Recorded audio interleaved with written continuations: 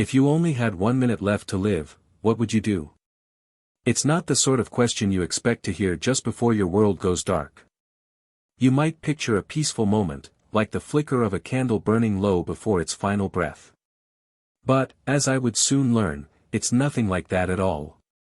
I'm Paul Whitaker, a 62-year-old man who never really gave much thought to the big, what comes after, question.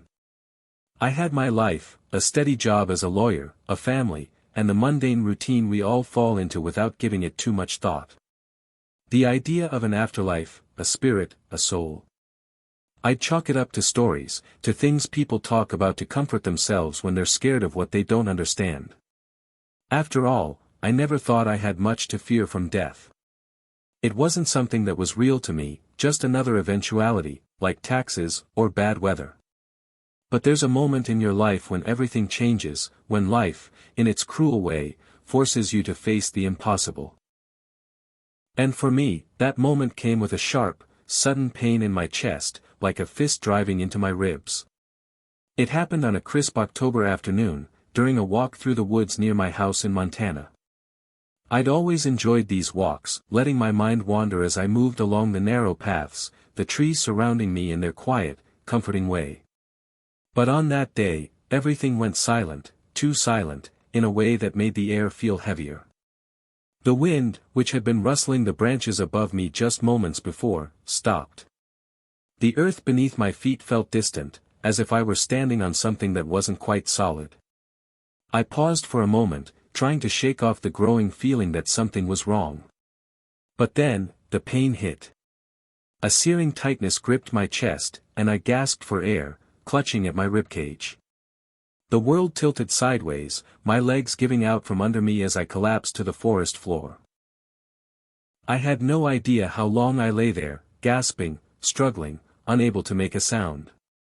I tried to call out, but my mouth was dry. The pain was unbearable, and with it came a sudden coldness that I hadn't been prepared for. I realized with horrifying clarity that something was terribly wrong. This wasn't just a bad moment, this felt like the end. Then, everything went black. I don't know how long I was out. The next thing I knew, I was staring at a ceiling, a sterile white tile, flickering slightly, as though the light above it was dying out. I heard muffled voices, too distant to make out, but there was something unsettling about them. Something urgent. A coldness filled my body, like ice water running through my veins. I could feel my heartbeat, slow, sluggish, but still there. That was when I understood the reality of the situation. I wasn't there anymore. In the space between the next breath and the next, I felt an overwhelming shift. Something lifted inside of me, like a weight being pulled off my chest. My thoughts became distant, blurred, as if I were fading out of my body. I could still hear the voices, faint and growing more distant. But I was no longer tethered to them. I was moving. It wasn't like a dream. It wasn't a vague, illogical wandering of the mind. No, this was something different. Real. Tangible, even, in a way that I couldn't describe. I wasn't walking. I wasn't flying. I was simply moving, rising. I looked down, and there I was, my own body, lying on a cold hospital bed. The doctors, faces drawn in concentration, were desperately trying to revive me. They were unaware that I was watching, floating just above them. I could see the panic in their eyes, the way their hands shook as they fumbled with the defibrillator. But it didn't matter. I felt nothing. No pain. No fear. Just an eerie calmness that surrounded me, holding me in a warm embrace. And there was no struggle. It was almost like I had been waiting for this moment, though I couldn't explain why.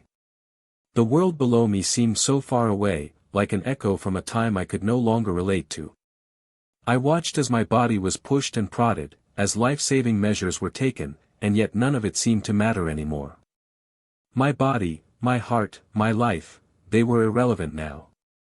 I was weightless, free, suspended between two realities. Then, something shifted. I was drawn upward, pulled toward an immense light. It wasn't harsh, like the sun on a summer day. No, this light was soft, welcoming, like the glow of a fireplace on a cold night, wrapping me in its warmth. It was soothing, comforting. It had no source, yet it illuminated everything, filling the space with a kind of peace I'd never known. As I moved toward it, I could feel a presence, something that wasn't quite a person, but not an object either. A sensation, perhaps. It was something I could feel deep inside, as though the very air itself was alive with energy. The light grew brighter, and the sounds of the hospital began to fade, replaced by an overwhelming silence. The silence wasn't empty, it was full, complete, like the kind of silence you experience when you've been in a place for so long that you forget what sound is. In the quiet, there was only the light. There was no fear, no regret, no pain. Then I heard it. A voice. Soft, yet commanding, as if it were speaking directly into my soul. You can stay, or you can go back. The choice is yours. I paused, my thoughts racing. What did it mean? What was I being asked to choose? Stay or go back? That was when I realized, this wasn't just a dream. This was real. I had crossed over. And now, I had a choice to make. Would I stay, in this strange yet peaceful place? Or would I go back to the world I knew, with all its pain, fear, and unfinished business? The silence enveloped me again, and I knew, deep down, that whatever I chose would alter everything. I could feel the pull of the light, the warmth, the sense of belonging. But then, a sudden, sharp thought pierced my mind. My daughter. I hadn't told her I loved her. Not the way she deserved. Not the way I wanted to. I had unfinished business. Stay or go back. I knew what I had to do. That's when everything began to fade, and I was pulled back into my body, back into the pain, the cold, the struggle for life. My heart slammed back into action, and the first breath I took in felt like it could tear me apart. But I was alive. And that, in itself, was a miracle. Hit subscribe and leave a comment with where you're watching from. This story might just spark a new beginning. What's one thing that always pushes you forward, even when things get tough? I don't know how much time passed before I came to, but when I finally did, it was as though I had been pulled from the depths of an ocean. My mind swirled with confusion, and the world around me felt foreign. It wasn't just the bright lights or the sterile smell of the hospital, no, something had changed inside me. Something I couldn't explain. It took me a moment to realize I was still lying on a bed, hooked up to machines, wires stretching out from various parts of my body, beeping steadily in the background. My chest was still sore, my head throbbing, but there was no question in my mind, I had been somewhere else. Somewhere far beyond the limits of the human experience. Somewhere beyond the body, beyond pain, beyond even time itself. And I had felt peace. The realization hit me like a wave, and I gasped for air, real air, the kind that burns in your lungs when you're fighting to stay alive. My heartbeat was slow, but it was there. I was still here, still tethered to this world. But then, it started again. It wasn't a flash of light this time, nor a sound, but a sensation, a subtle shift in my being, like I was being gently lifted off the bed. I didn't know how to describe it. I wasn't moving my body, it was as though my soul was rising, floating, as if gravity itself no longer applied to me. My physical form lay behind me, but I wasn't connected to it. I glanced downward. There, on the hospital bed, was the me I had just inhabited, the pale, still body of a man I hardly recognized anymore. I was, above it, hovering just a few feet from the sterile sheets, looking down at myself. My chest rose and fell, but it didn't feel like me. I remember feeling a wave of detachment, almost like I was looking at someone else. The man below seemed so distant now, so disconnected from who I was becoming. And in that moment, I felt free.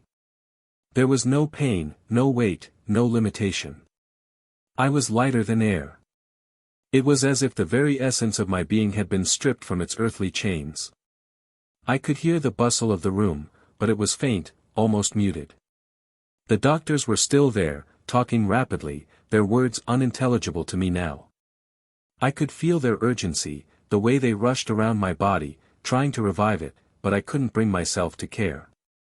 I was detached. I was separate. The sensation of floating grew stronger. Slowly, I began to rise higher, above the bed, above the machines, above the ceiling. It was effortless. I wasn't thinking about it. I simply was. Every part of me felt at ease, as though I were being drawn upward by some invisible force. I passed through the sterile white ceiling and into a space that was, beyond description. It wasn't like the room I'd just left, it wasn't like any physical space I had ever known. There was no ceiling, no walls, no floor. It was just, vast. And then I saw it. A light. No, not just a light, the light. It wasn't a blinding, overwhelming flash. It was more like a soft, ethereal glow that seemed to pulse, radiating warmth and comfort. There was no sense of direction, no sense of time, only the light that seemed to stretch endlessly, inviting me forward. The closer I got to it, the more I felt a strange sense of belonging, as though I was returning to something I had always known, but had forgotten. It wasn't just a light. It felt alive, as though it were communicating directly with me. I wasn't afraid. I wasn't confused. I was at home. As I moved closer to the light, I began to see shapes, figures, or maybe just the impressions of figures. It wasn't entirely clear. They were vague outlines, but I could feel their presence. It was as though they were waiting for me. There was a comforting familiarity about them, though I couldn't place where I had seen them before. A voice, soft yet powerful, entered my mind. "You are here. Welcome home." The voice wasn't spoken aloud, but it filled my mind completely, enveloping me in a sense of peace and love I had never known. It wasn't just a voice, it was everything. It was the sensation of the light, the warmth, the love. The entire experience was encapsulated in those simple words. I wanted to speak. I wanted to ask questions, to beg for answers. But I felt no need to speak. Everything I needed to know, I already felt. And that's when I realized. This wasn't just a place of peace, it was a place of choice. I was at a threshold, standing at the edge of something far beyond what I could comprehend. It was like standing at the precipice of a great unknown, and for the first time in my life, I felt no fear. Only the choice. The voice returned, this time clearer, more defined. You can stay, or you can go back. It wasn't a command. It wasn't an order. It was an offer. I felt a strange sense of calmness wash over me, as though time had stopped entirely. I wasn't in a rush. I wasn't being pushed toward any decision. There was no urgency. And yet, I knew. I knew in my heart that whatever decision I made here would shape everything that came after. I stood there in that infinite space, drifting between two worlds, one of peace, one of life, and I had to decide. Stay. Or go back. There was no answer in the light. There was only the feeling of being, and with it, the gentle pull of something I couldn't ignore. Something beyond my own understanding, something that spoke directly to my soul. As I hovered in that space, I thought of my daughter, of the things I had left unsaid, of the years ahead of me that I still had the chance to live. I couldn't leave yet. I needed to go back. I don't know how long I stayed in that vast, otherworldly space. It could have been moments. It could have been hours. Time, as I understood it, didn't exist there. There was only the light, soft, radiant, and endless, filling every corner of my being. I couldn't remember ever feeling so completely at peace, so utterly present in a way that transcended all understanding. The warmth of the light pulled me closer, yet it didn't feel like I was moving.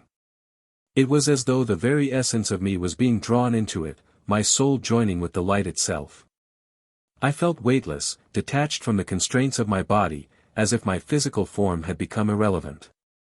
There was no boundary between me and the vast expanse of energy that surrounded me. I was a part of it. Then, as I drifted closer, I began to perceive shapes within the light. At first, they were unclear, just faint impressions, like shadows or outlines. But as I focused, the figures started to become clearer. These weren't mere figments of imagination. No, they were real. There were beings, standing before me, yet their forms didn't seem to be made of anything tangible. They glowed softly, radiating a sense of familiarity and warmth. I could feel them, though I couldn't see them in any traditional sense. They weren't human, but I recognized them in some deep, unspoken way. Their presence was comforting, reassuring, like the embrace of someone you loved but hadn't seen in years. I was not alone. One of them seemed to step forward, though there was no visible movement. I simply sensed it. A soft warmth radiated from it, enveloping me. It spoke to me, not in words, but through emotions, through understanding. The communication wasn't verbal, but rather a direct transmission of thought and feeling. The message was simple. You are not alone. You have always been loved. There were no words to explain it. There were no sounds to accompany the voice. It wasn't like hearing a voice in your ear, it was more like receiving the essence of a thought, a feeling that transcended language. And it hit me like a wave, a gentle, unspoken truth that I had never known so deeply in my life. And in that moment, I knew who they were. It wasn't just a vague sensation. The more I focused, the clearer it became. The beings around me weren't strangers. They were my family. My mother, who passed away when I was a young man. My younger brother, gone too soon from an accident. They stood there, not as shadows, but as pure, radiant energy, an expression of love and light, unchanged by time and distance. I couldn't believe it. I didn't know how to comprehend it. But I could feel them. I could sense their love, as if it were flowing through me, reminding me of every moment we had shared, every joy, every sorrow. They weren't gone. They were here, with me, in this space. They were waiting for me. A sense of calm washed over me, and for the first time in my life, I realized something profound. Death wasn't an end. It wasn't a goodbye. It was a continuation, a return to something we all come from. Something larger than any of us. The love that had once bound me to my family was still there, still alive, only now, it existed in a form I couldn't fully grasp with my limited human understanding. And as I stood there, enveloped in this profound truth, the voice came again. You are home, Paul. This is where you belong. You are one with us now. I didn't feel afraid. I didn't feel alone. The love, the warmth, the acceptance, I felt it all around me, in every corner of this space, in every part of my being. The light surrounded me, comforting me, telling me everything I needed to know. But then, another thought, a familiar feeling, began to tug at me. It wasn't fear. It wasn't pain. It was a deep, almost instinctual longing. My daughter. I remembered her instantly. The way her laugh used to fill the room. The way her eyes sparkled when she was excited. I remembered all the things I had promised her, all the moments I had yet to experience with her. In that instant, the weight of it all hit me hard. I hadn't told her I loved her enough. I hadn't been the father I wanted to be. There were so many things left unsaid, so many dreams left unfinished. I couldn't stay here. I wasn't ready to leave yet. I hadn't completed my journey. The light, the warmth, the love, they had shown me that I was not alone, and that death was not the end. But the pull of my life on earth was undeniable. I wasn't done yet. There was more I needed to do. A sudden realization swept over me. This wasn't just a place for rest, this was a place of understanding, a place of choice. I had been given an opportunity, a chance to make a decision that would shape my life in ways I hadn't yet fathomed. I could choose to stay with the beings of light, to remain in this peaceful realm, where time had no meaning.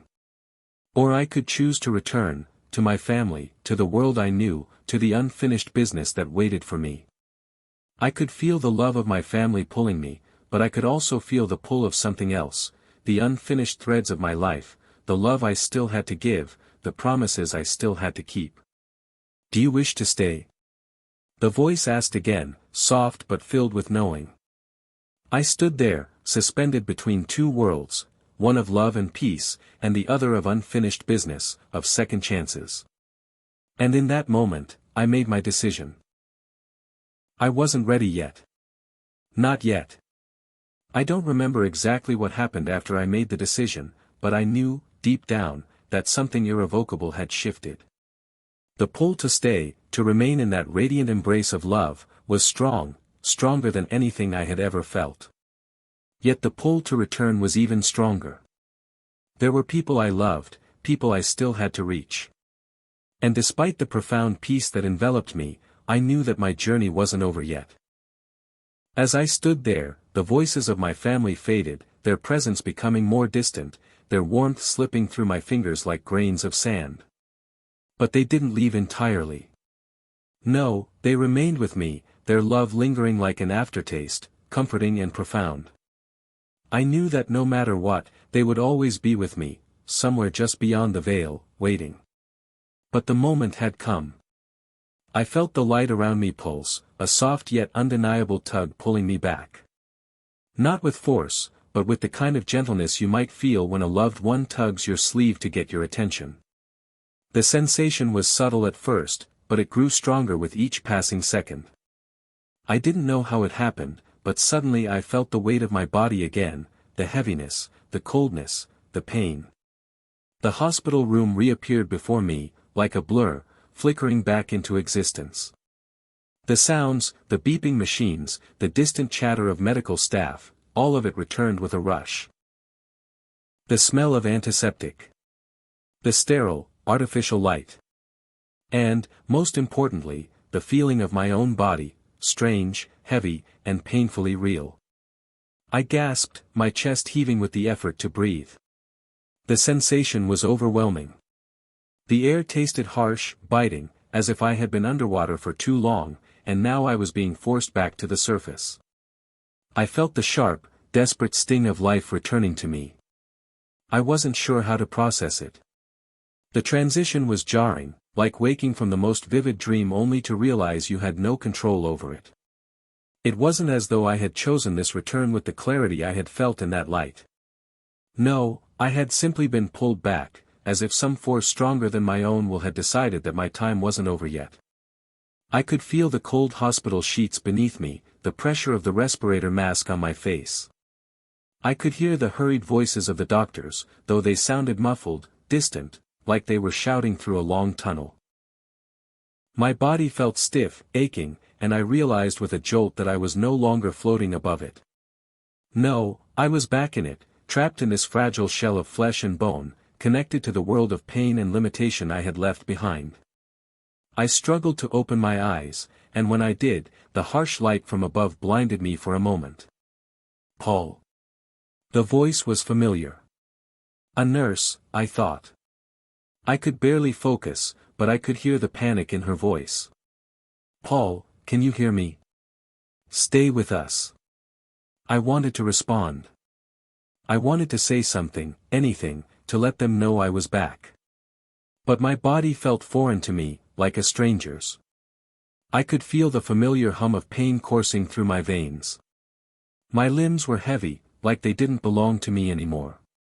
The air in the room was thick, suffocating, and I realized I was struggling to take a breath, as if my lungs had forgotten how to work. I tried to speak, but the words came out as a croak. Water, I whispered, my voice hoarse, barely a whisper. The nurse rushed to my side, frantically adjusting the oxygen mask and calling for help. I felt the sudden pressure in my chest as they worked on me, but it didn't feel like I was in my body anymore. I was floating again, disconnected, hovering just above the panic that surrounded me. In the back of my mind, I kept hearing the voice. You can stay, or you can go back. And I realized, with a deep sense of clarity, that this was it. This was the moment where my life would be reborn, again. I had come back, but I wasn't the same person I had been when I left. There was something inside me now, a whisper in my soul, a truth I couldn't ignore. I didn't just survive this. I had chosen to return, chosen to complete something I had started long ago. I had unfinished business, but it wasn't just about the people I loved, it was about me, too. The nurse worked quickly to stabilize me, but I wasn't focused on the machinery or the frantic professionals anymore. I was focused on something deeper, something bigger. The warmth of the light, the sensation of being loved, was still with me. I could feel it, like a soft glow around my heart, reminding me that I was never truly alone. I was connected to something beyond this life, beyond this body.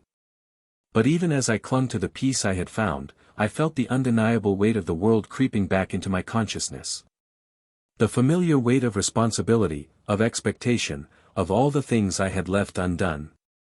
My thoughts turned to my daughter, and my chest ached with the realization that I still had so much to say to her, so much to teach her. I had wasted so much time, chasing things that didn't matter. The job. The stress. The material gains. None of it mattered. What mattered now was love. What mattered now was the time I still had, the chance to be the father I had always wanted to be. And I would take that chance. I would not waste another moment. As the doctors continued their work, I closed my eyes for a moment, allowing the sensation of the light to linger in my mind. The peace, the clarity, the knowledge that I wasn't alone. It was there, deep within me. And now, as I took that first real breath of life, I knew what I had to do. I wasn't just alive. I was awakened. I woke up to a world I barely recognized. It wasn't just the sterile white walls of the hospital room or the faint, rhythmic beeping of machines keeping me tethered to this reality. No, it was something deeper. Something internal. The world had changed in ways I couldn't explain. But I had changed, too. I remember the doctor standing over me when I opened my eyes, his face a blur at first, then becoming more defined as my vision adjusted. "Paul," he said softly, his voice laced with a mix of concern and relief. "You're back with us. Back with us." The words didn't feel real. Back where? I thought. Back to this body. Back to this life. I wanted to respond, to say something profound, something that would express the depth of what I had just experienced. But I couldn't find the words. Instead, I just lay there, taking shallow breaths, as if the air itself was foreign. I wasn't ready for the return. The transition had been so sudden, so abrupt. It was like someone had ripped me away from a dream that was too beautiful to leave, and thrown me back into the mundane chaos of existence. The world felt heavy now. The noises in the room, hospital staff moving about, the soft clicking of machines, the occasional murmurs of my family, seemed muffled, distant, as if I were hearing them from underwater. My body was real, but it didn't feel like mine. It was so heavy, so limiting. Each movement felt like an effort, a reminder of the fragility of being human. But there was something else, too. A weight inside me, not physical but emotional, mental.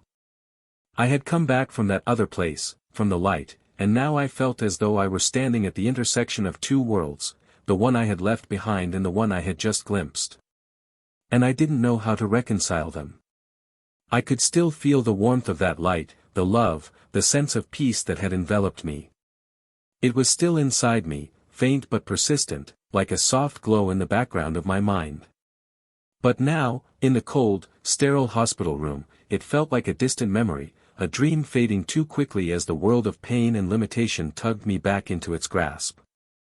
As the days passed, I found it increasingly difficult to explain what had happened to me. Family and friends were there, asking the usual questions: how did I feel? What had the doctors said? But none of their questions seemed to matter. The answers felt hollow, meaningless, as though I were speaking a language they couldn't understand. And I couldn't blame them. How could I expect anyone to understand something so deeply personal, so otherworldly? How could I explain to my daughter, who sat beside me with tears in her eyes, that I had crossed over to the other side and returned? She didn't understand the weight of what I was feeling. How could she? No one could. No one had lived it. Every time I tried to speak, the words felt like they were trapped in my throat. I couldn't bring myself to tell anyone the full truth. I couldn't tell my wife, my daughter, my best friend. They wouldn't believe me. They would think I was just a man who had gone through something traumatic, something that had shaken me to my core. But it wasn't just trauma. It wasn't just a near-death experience. It was life-changing. The light. The beings. The peace. The choice. How could I possibly convey that to them? How could I explain that I had seen beyond the veil, that I had experienced something so profound that words couldn't capture it? In the quiet moments when I was alone, I would close my eyes and remember the light, the way it had filled me up, wrapped me in love, made me feel connected to something far greater than myself. I would think of the beings I had seen, figures that I recognized, yet couldn't quite place. I wanted to reach out to them, to ask them questions, but they had simply smiled at me, their silent presence more than enough. But then reality would creep back in. The pain. The uncertainty. The guilt. I was back in the world of the living, but I wasn't the same person.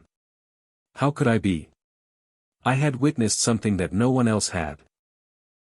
I had seen the truth of what lay beyond death, and it had left me changed.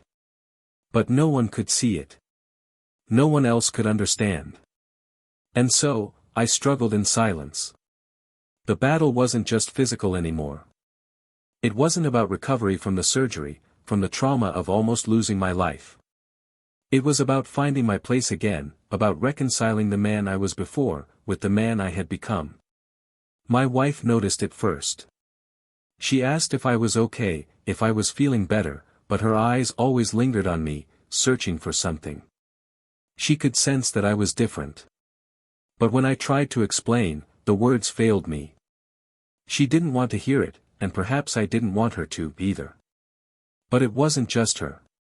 It was everyone. My friends. My colleagues. They saw the physical changes, the weight loss, the exhaustion in my eyes, but they couldn't see what I had seen. They couldn't see the shift inside me, the way I was struggling to integrate this experience into my life. I wanted to be normal again. I wanted to fit in. I wanted to be the man I had been before. But deep down, I knew I couldn't. Not anymore. I had tasted something far more profound than the life I had left behind. And yet, I wasn't ready to let go of that life completely. I still had so much to do. So many people to love. So many things I wanted to make right. I just didn't know how to start. I wasn't sure who I was anymore. But one thing was certain, I wasn't the same person who had gone into that surgery. And I didn't know how to return to the life I once knew. Hit subscribe and leave a comment with where you're watching from. This story might just spark a new beginning. What's one thing that always pushes you forward, even when things get tough? As the days turned into weeks, I began to feel a new kind of weight pressing down on me, not from my body, but from my soul. The physical recovery was slow but steady. The doctors were pleased with my progress, and each passing day brought a little more strength back into my limbs, a little more clarity to my thoughts. But I knew something was missing. It wasn't just the lingering discomfort from my body's attempt to heal. It wasn't just the exhaustion from trying to reconnect with the world I had left behind. No, it was something deeper. Something intangible. The truth of what I had seen, what I had felt during those few moments when I had crossed the threshold of life and death, was still alive within me. It had settled into my bones, into my very being, like an echo I could never escape. I wasn't sure how to process it, how to make sense of it. I wanted to return to the man I had been before, to the life I had led, but it felt like there was no going back. That person I was. The one who worried about bills, about career, about all the trivial matters that used to dominate my thoughts, felt like a stranger now. A fleeting version of who I had been. I spent hours lying awake at night, trying to make sense of the experience. I would replay it in my mind, the light, the figures, the overwhelming sense of love and peace that I had felt. There had been no fear, no doubt, only this unwavering certainty that everything was as it should be. But what did it mean for me now? What did it mean for my life moving forward? I didn't know how to answer those questions. No one could answer them for me. It was as though I had been given a glimpse of the grand design of the universe, but the details, the meaning behind it, were still locked away. It was like standing at the edge of a vast ocean and knowing that there was something incredible beneath the surface, but being unable to reach it. That's when I began to feel the presence again. At first, it was subtle. Just a flicker, a whisper in the back of my mind. But soon, it became undeniable. The warmth, the sense of love that had filled me during those moments beyond death, began to resurface, gently at first, and then with increasing intensity. I started to hear the voice, that familiar voice that had spoken to me in the light. Not in words, but in feelings, in impressions. It was the same voice that had asked me whether I wanted to stay or return. And now, it was telling me something else. You are not alone. You never were. I wasn't sure if it was my own mind, or something deeper, speaking to me. But the message was clear. I was connected. I was part of something much larger than myself, larger than anything I could comprehend. It wasn't just a vague, comforting thought. It was a truth that resonated deep within me. A truth I couldn't deny. One evening, as I sat in the living room, my daughter curled up beside me on the couch, I felt the voice again. It wasn't speaking directly to me, but I felt it in my chest, like a soft pressure, a whisper of reassurance. I looked at my daughter, and suddenly, the weight of my love for her flooded through me, overwhelming in its intensity. I could see, with a clarity I had never had before, that she was the one thing that mattered most in my life. It wasn't my career, my social status, or my material possessions. It was her. The way her eyes sparkled when she laughed. The way she still believed in the magic of the world. She was my connection to the future, to everything I had yet to experience. And it was then that I understood. I had been given a second chance, not just to live, but to live with purpose, to love more deeply, to make every moment count. I had always thought that love was something you expressed, something you gave to others. But now, I understood that love was everywhere.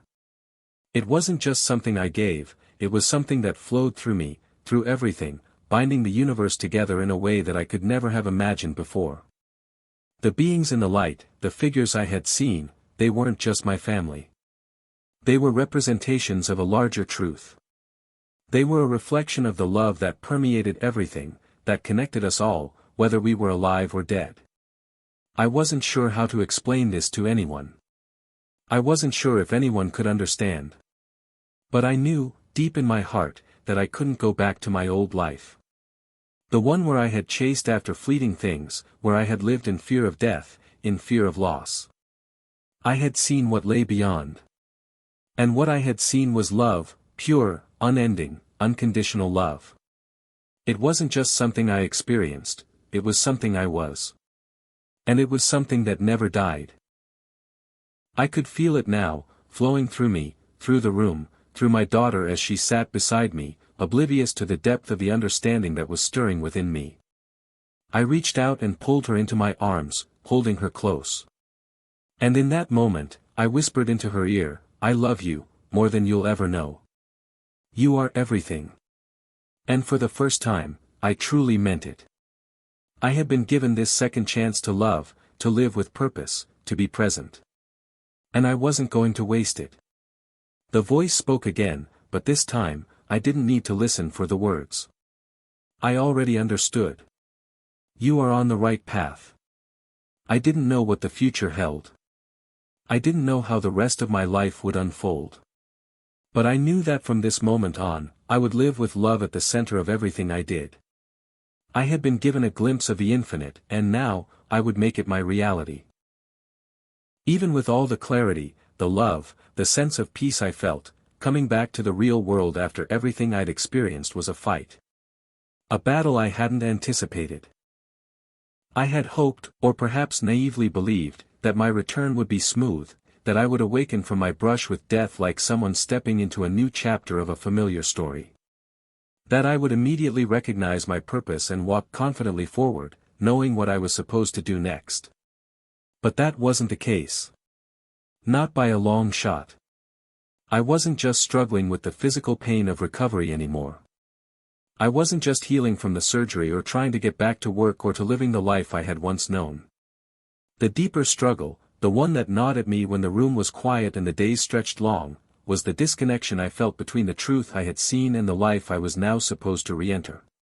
The world outside, the one filled with noise, distractions, and the constant rush of modern life, felt foreign.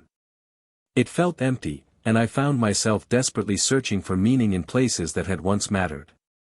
The problem was, those places no longer held the same weight. The things I had once cared about, promotions, social status, keeping up appearances, felt like relics of a bygone era, relics of a man who no longer existed. I had seen the truth. I had glimpsed the other side, and what I had learned there left me unmoored in a world that seemed to have forgotten the very essence of what mattered. One night, while sitting in my living room after dinner, I felt the sting of isolation more sharply than before. My wife, Janet, had been patient, understanding, she had been with me every step of the way since the surgery. But there was a distance between us, one that had grown wider since my return. She could tell something had changed in me. She could feel it, just like I did. But I couldn't explain it. I couldn't make her understand the depth of what I had experienced. She came into the living room and sat beside me on the couch, her hand gently resting on mine. "Paul," she began softly, her voice full of concern, "I know you're struggling. I can see it. But you're still here with us. You're still the man I married. You're still the father of our daughter." I wanted to respond. I wanted to tell her that I was still here, yes, but that I wasn't the same man. That I had seen the fabric of life and death, and it had left me changed in ways I couldn't fully articulate. But the words wouldn't come. Instead, I just nodded, offering her a weak smile. "I know you're trying to make sense of what happened, Paul," she continued, her voice trembling slightly. "And I can't pretend to understand it all. But you're not alone in this. I'm here. We're here." And there it was, the love, the support, the foundation of our life together. It was the one thing that had remained constant. But even as I heard her words, I realized that I wasn't sure how to connect with her, how to connect with anyone, anymore. The gap between us had widened, and though she was physically present, my heart ached with the distance I felt inside. I could see it in her eyes, she was waiting for me to return to her, to come back to the life we had built together. But how could I return to that life when I knew so much more than I had before? How could I go back to the routine, the superficial concerns, when I had seen the vastness of the universe, the interconnectedness of all life, the infinite love that binds us all? I felt lost, adrift in a sea of uncertainty. The world I had returned to was loud, overwhelming, and I was desperate for the quiet peace I had known during those moments beyond death. But here, in the real world, the noise never stopped. There was always something: work, family obligations, social pressures, the constant hum of a world that never seemed to slow down. I wanted to disconnect from all of it. I wanted to step back into the peaceful place I had left behind. But that wasn't possible. Not anymore. I had to find a way to bridge the gap between what I knew now and the life I still had to live. The next few weeks were a blur of trying and failing to reconnect with the world. I went back to work, but every meeting, every conversation felt shallow. I tried to talk to my colleagues, but all I could think about was the love that existed in the spaces beyond their words. I tried to engage in the small talk of daily life, but it all seemed so meaningless. I would look at people and wonder if they had any idea of the truth that lay just beyond the surface of life, hidden in plain sight.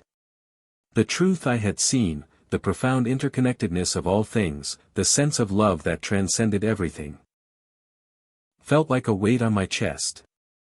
And I couldn't shake the feeling that I was holding on to something that didn't belong in this world. The quiet peace I had felt was still there, but it felt more distant with each passing day. Then, one evening, as I sat alone in the quiet of the house, I realized something. I had been approaching this all wrong.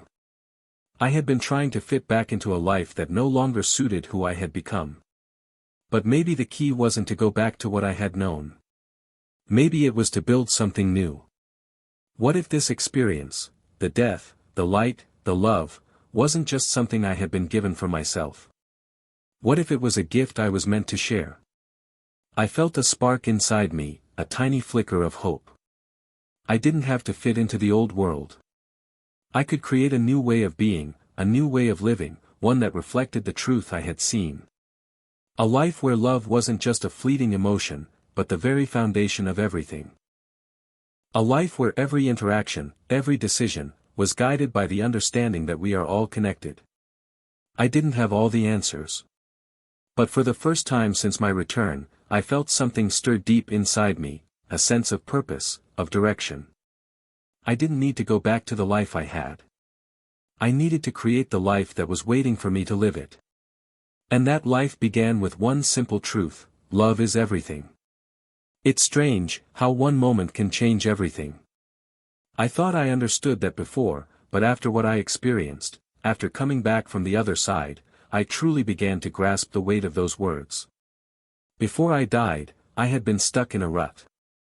Life was predictable, routine. I had goals, I had ambitions, but they were all rooted in the world's expectations, not my own true desires. I wanted to succeed. I wanted to be admired. I wanted to climb the ladder of success and prove to everyone, including myself, that I was worth something. But now, none of that mattered. The more I thought about it, the clearer it became. The things that had once driven me, work, achievements, validation, felt like they were no more than shadows now. I had seen beyond the veil, and I had felt what true fulfillment meant. It wasn't found in achievements or recognition, but in love, in connection, in the quiet moments that truly made life worth living. Still, that realization didn't make it any easier to re-enter the world I had once known. I couldn't just throw everything away, could I? I couldn't simply walk away from the life I had worked so hard to build. I had a family to take care of, responsibilities that I couldn't ignore. Janet and our daughter, Lucy, still needed me. But how could I balance my newfound understanding with the demands of daily life? I spent weeks wrestling with this. Every time I thought I had a grip on it, the question would resurface: how do I go forward with this new understanding? How do I live with purpose and love when the world seems so consumed with everything else? Then, one evening, as I was sitting outside on the back porch, the stars above me clearer than I'd ever seen them, I had a thought that shifted everything. What if the answer wasn't to escape the world, to remove myself from it, but to find a way to bring this truth into the world? I had spent so much time trying to figure out how to integrate the light, the love, the peace I had felt during those moments beyond death. I had been trying to reconcile this deep, infinite understanding with the chaos of the world around me. But what if the key wasn't to escape that chaos but to infuse it with the love and peace I had discovered? What if I could bring those principles into my everyday life? Into my family, my work, my community? The idea took root in me slowly, but once it did, I couldn't ignore it. I had seen the world with new eyes, and it had changed me. I couldn't go back to living the way I had before. But instead of seeing that as a burden, I began to see it as an opportunity. I had a chance to make the world around me more loving, more connected. To spread the peace I had felt beyond the confines of my own heart. The next morning, I woke up early, before the rest of the house stirred. I stood at the kitchen window, looking out at the quiet, peaceful neighborhood, and I made a decision. I would start small. I would change the way I lived, but I would do it in a way that could touch those around me. I wasn't going to force anyone to believe what I had experienced, but I could show them through my actions. I could live with love, with kindness, with a sense of connection. I could offer my family, my friends, and even strangers the same warmth I had felt beyond death. I started with Janet. I had been distant with her for so long, but I knew now that love wasn't just something I could feel for her, it was something I had to actively give. I began to listen more, really listen, to what she had to say. I began to show her, not just with words, but with actions, how much I appreciated her. I made an effort to tell her I loved her every day, and to show her with the smallest gestures, holding her hand, making her breakfast, being present. I began to notice things I hadn't noticed before. The way she smiled when I made her laugh, the way she looked at me when we shared a quiet moment. The connection between us had always been there, but now, it felt deeper, richer. More alive. And then, with Lucy, I began to appreciate the simple, beautiful moments we shared. The way she would crawl into bed with me in the mornings, her small voice asking me about the dreams I had while I was asleep. I started to listen more intently to her, savoring the sound of her voice, her innocent curiosity about the world. It wasn't just about the big, profound moments anymore. It was about the little things, the quiet moments where love could flourish, unspoken and true. I had spent so much of my life chasing after big accomplishments, but now I knew that the real richness of life was found in these small, fleeting moments. But it didn't stop with my family. I began to take the lessons I had learned and apply them to the outside world. I would go to work, but I approached my interactions with a new mindset. Instead of seeing people as obstacles to overcome, I saw them as fellow travelers on this journey of life. I started listening to my colleagues, showing compassion, and offering help when I could. I even started volunteering at a local community center, working with people who were struggling, offering them a bit of the peace and love I had found in my journey. It wasn't much, but I knew it was a start. Slowly, I began to feel like I was finding my place again, but this time, it felt different. It felt like I was living with purpose, not just trying to survive, not just trying to get by. I was living with the intention to love, to make a difference, no matter how small, in the lives of the people around me. Each day was still a struggle, still a balancing act between the world I had returned to and the truth I had seen. But I knew that if I could continue to live with love, to live with connection, to live with purpose, I was on the right path. And that was enough. For the first time since I woke up, I felt a sense of peace. It wasn't the same peace I had felt when I crossed over. But it was the peace of knowing that I was doing the best I could with what I had. That I was living in accordance with the truth I had seen, and that was enough to guide me through whatever came next. It's remarkable how quickly small changes can start to spread, like ripples in water. At first, I didn't think much of it. I was just trying to adjust, trying to find my footing in a life that felt so different from the one I had left behind. But soon, I began to see something unexpected. The love, the kindness, the peace I was trying to live with was starting to affect those around me. It began at home. Janet, at first, had been skeptical. She had seen my struggle to reconnect, had felt my distance, and she wasn't sure what to make of this new version of me. But as I opened up to her more, as I showed her my love in ways that went beyond words, she started to soften. I noticed it in the little things, how she looked at me with a hint of understanding, how she'd smile at the smallest gestures. She had always been the rock in our family, but I could feel the connection between us growing stronger every day. But what surprised me the most was how this new energy began to ripple out to others. It wasn't just Janet and Lucy that I was able to connect with more deeply, it was also the people around me, the people I interacted with every day. I started with my colleagues at work. I had always been the type of person to keep a professional distance, to focus solely on the task at hand and avoid anything that felt too personal. But now, I found myself genuinely curious about the people I worked with, about their lives, their struggles, their hopes. I would listen more carefully during meetings, ask how they were really doing, and offer my help when I could. Instead of focusing solely on the project at hand, I began to see each person as an individual, not just a colleague. At first, it was small. A smile, a few kind words, a shared laugh. But then, something changed. I noticed that people started to open up to me more. They would share things, personal things, that they hadn't before. One colleague, Dan, confided in me about his recent struggles with his health. Another, Sarah, told me how she had been feeling disconnected from her family, and how much she wished she could make things right. These were things I hadn't expected to hear, but I also realized they were things I needed to hear. It was as if by showing up with kindness and openness, I was creating space for others to do the same. I wasn't forcing them to talk, but my own vulnerability, my own willingness to be present, seemed to be inviting them to do the same. One day, after a particularly challenging meeting, Sarah stayed behind to talk. She told me that my openness had inspired her to make some changes in her own life. She said that she had been holding on to old grudges, letting bitterness affect her relationships, but that after talking to me, she felt ready to let go of that weight.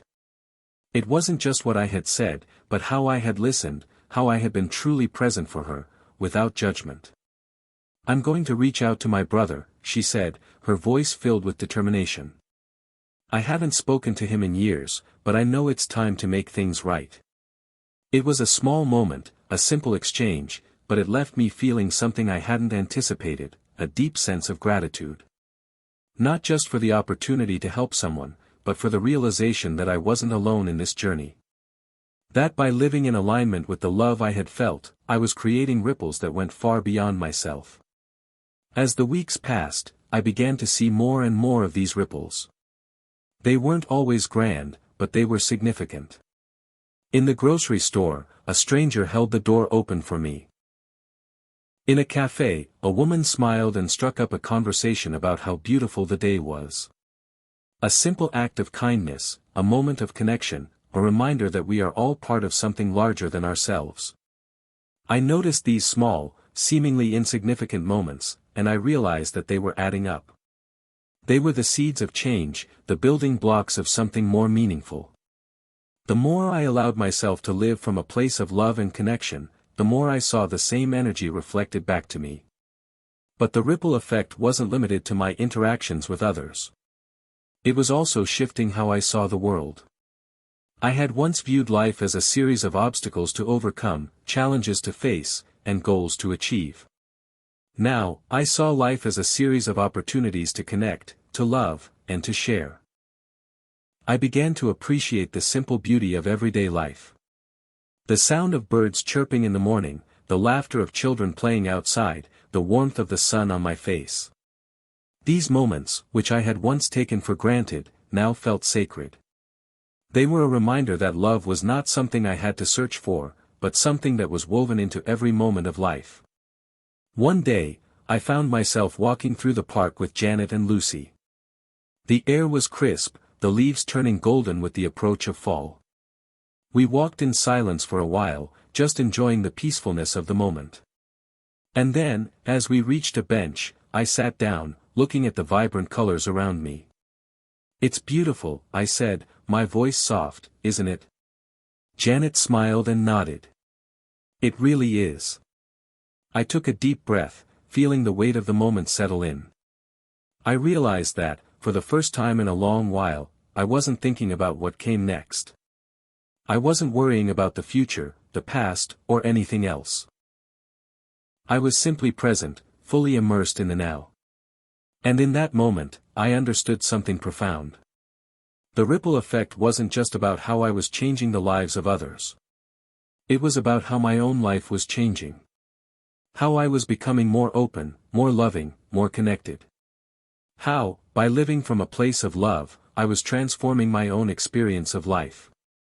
It wasn't always easy. There were still moments of doubt, of fear, of uncertainty. But in those moments, I reminded myself of the truth I had learned: love is always there, waiting for me to choose it. It's in the small moments, the quiet moments, the moments when we allow ourselves to be fully present with one another. And as I sat there, watching Lucy run ahead, her laughter echoing in the crisp air, I felt a deep sense of peace. Not because everything was perfect, but because I knew I was on the right path. The ripples were spreading, and they weren't just touching the lives of others, they were touching mine as well. Just when I thought I had everything figured out, when I believed that I had found the path I was meant to walk, life threw a curveball at me that made me question everything. It was a normal Tuesday morning when I got the call. I was at home, sitting at the kitchen table, sipping my coffee and watching Lucy get ready for school. Janet was putting on her coat, preparing to head out to her job. Everything felt as it should, calm, steady, secure. I was making progress, I told myself. The ripples I had created were real, and I was living a life I could be proud of. But then, the phone rang. It was my doctor. The one who had overseen my recovery. My mind immediately went into overdrive. Doctors don't call unless there's something urgent, something I needed to hear. The words, "I'm sorry," and "unfortunate news," started to echo in my head, even before I answered the call. "Paul?" the voice on the other end said. It was Dr. Marshall, the cardiologist who had been part of my recovery team after the surgery. "I have the results of your latest tests. We need to talk." The word sent a shiver down my spine. I knew. I didn't need him to say it, but I could feel it in the pit of my stomach. The tests, routine follow-ups, nothing major, I hadn't thought much about them. But now, something was off. I felt it. "Is it bad?" I asked, my voice tight, almost breathless. "I'd prefer if you came to the office, Paul. It's better to discuss this in person."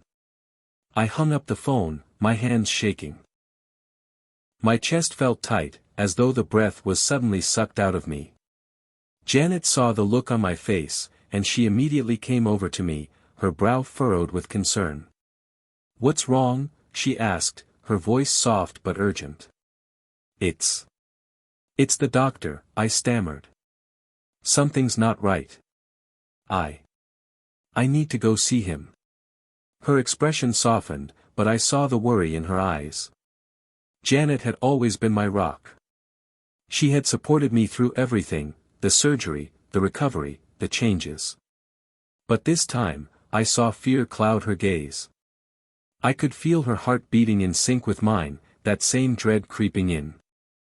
"I'll go with you," she said, her voice steady despite the fear she must have been feeling. I nodded, grateful for her unwavering presence. Together, we drove to the doctor's office, the world outside seeming to slow down as I thought about what was coming. What could be coming? My mind kept circling back to the one question, what if it's happening again?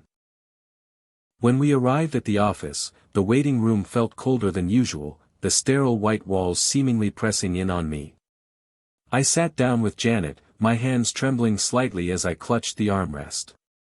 There were others in the room, but their voices and movements felt distant, muffled. My mind was focused on nothing but the looming unknown. Dr. Marshall soon called my name. We walked down the hallway together, my legs feeling heavy, my heartbeat pounding in my ears.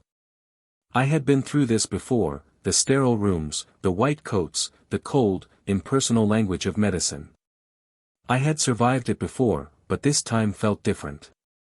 This time, it wasn't just about healing, it was about survival. We entered the office, and Dr. Marshall motioned for us to sit. "Paul," he began, his tone measured but serious, "the test results indicate a recurrence of a condition we thought was behind you. It's a rare complication, and we need to discuss the options moving forward." I felt the room spinning. The words were like a punch to the gut. A recurrence. The very thing I had feared but never fully acknowledged, because in the back of my mind, I had told myself that death wouldn't come again, not so soon. Not after I had been given a second chance. But here it was, creeping back into my life like a shadow. The doctor went on to explain the details, but I could hardly focus. His words blurred together, and I found myself staring at the window, trying to steady my breathing. Janet's hand was on mine, squeezing gently, grounding me, but I couldn't escape the rising panic inside me. How could this be happening again? Hadn't I already faced this? Wasn't I supposed to have changed by now? I tried to listen, tried to understand the options he was presenting, but the only thing that rang in my mind was the question, why? Why, after everything I had learned, after seeing the truth on the other side, after coming back from the brink, was I facing this again? It felt unfair. It felt like a cruel joke. I had thought that I had finally figured out what life was all about, how to live with purpose, how to love unconditionally, how to see the beauty in every moment. But now, it all felt meaningless. The serenity I had once felt seemed like a distant memory, washed away by the cold reality of my situation. I was once again faced with the very thing I feared most, the unknown, the possibility of losing everything I had worked so hard to rebuild. Dr. Marshall's voice broke through my thoughts, and I snapped back to the present. "We'll need to run more tests," he said. "There are still options. But you'll need to make a decision about your next steps, and we'll have to move quickly." I nodded numbly, the weight of his words settling heavily on my chest. He handed me a few brochures about treatment options, but I barely glanced at them. My mind was racing, trying to process the enormity of the situation. As we left the office, I felt like I was walking through a fog.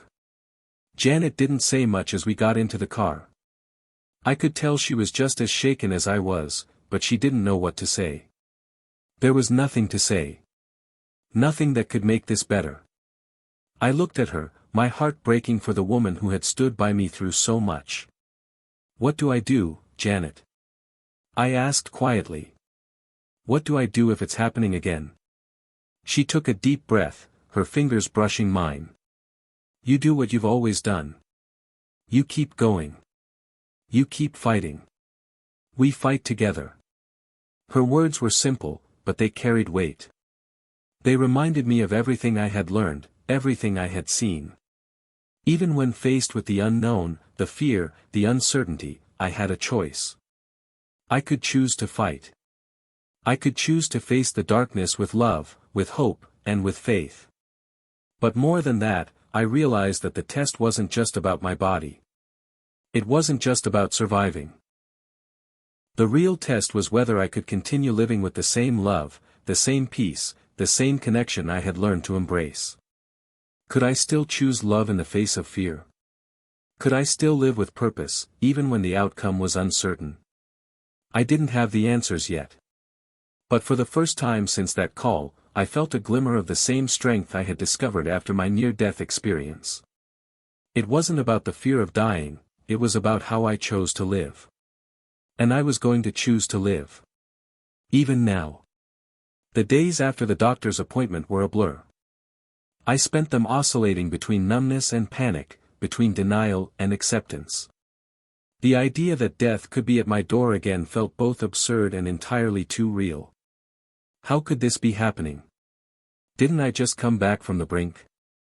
Hadn't I already been given my second chance at life? What more could I possibly learn from this? But even in the midst of all the turmoil, I knew deep down that life was never going to give me the answers I wanted. It wasn't about getting everything to make sense. It was about how I responded to it all, the choices I made, the perspective I carried, and the love I gave. The days were growing colder as fall gave way to winter.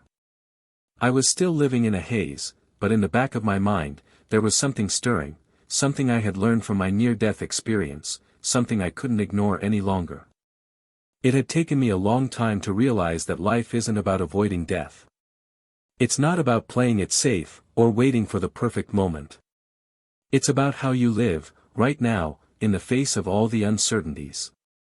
My near-death experience had given me that understanding, that death is a part of life, and while it's natural to fear it, it's also essential to accept it as a possibility. It was the acceptance of the unknown that had allowed me to embrace life more fully, and now, facing the possibility of death once again, I was confronted with that same truth. On the evening after I'd spoken to Dr. Marshall, I sat alone in my study, the dim light of the desk lamp casting long shadows across the room. The sound of the ticking clock was the only thing breaking the silence. Janet had gone to bed, and Lucy was already asleep. It was just me, and the weight of the choices that lay ahead. I thought back to the moment I had been clinically dead, those few minutes when my heart stopped and my world disappeared. I remembered the light, the feeling of peace that had enveloped me.